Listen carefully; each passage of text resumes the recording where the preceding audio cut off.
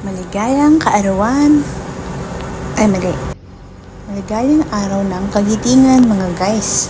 So, ngayon, dahil walang pasok, pumunta kami sa Fish Sanctuary sa may Looc, Romblon.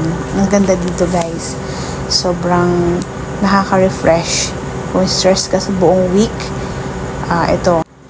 This is the best place for relaxation. Tapos, ang sasaya din ng mga isda dito, guys. So, ito, nagbangka kami from Looc Port to dito sa main kubo nila, cottage yan. Ayan, diba? Sobrang saya nila. Ang dami na ng isda ngayon. Sobrang dami as in. Tapos, may mga kasama pa silang big fishes dyan.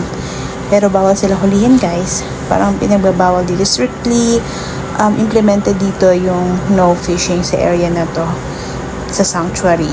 Ayan, sobrang dami talaga nila, guys.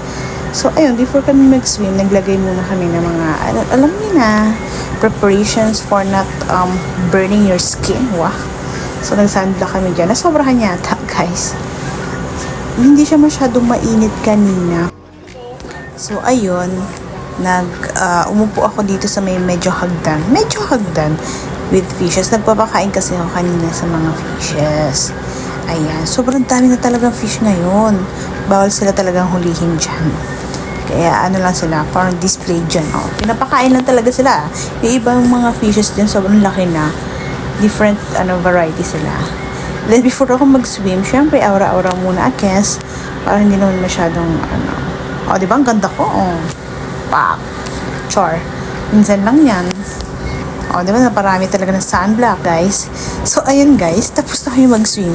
Hindi na ako nakapag-vlog doon during our swimming kasi wala pa akong GoPro, guys. So, cellphone lang yan. So, baka mabasa. Iniwan ko lang. Nag-enjoy ako mag-swim. So, after that, kumain muna kami dun sa malapit na restaurant. Sa Looc din ito. Sa Looc, Romblon. Tankies Restaurant. Yan. Masasarap yung pagkain nila dito, guys. Abot kaya naman, carry. Pero yung place medyo lang, mainit. Kasi syempre summer na, tapos medyo mangrove style yung paligid. Ayan, tapos yung may naman siya, heat resistant yata yung ceiling nila. Pero medyo mainit lang talaga, guys, kasi tanghali ito eh.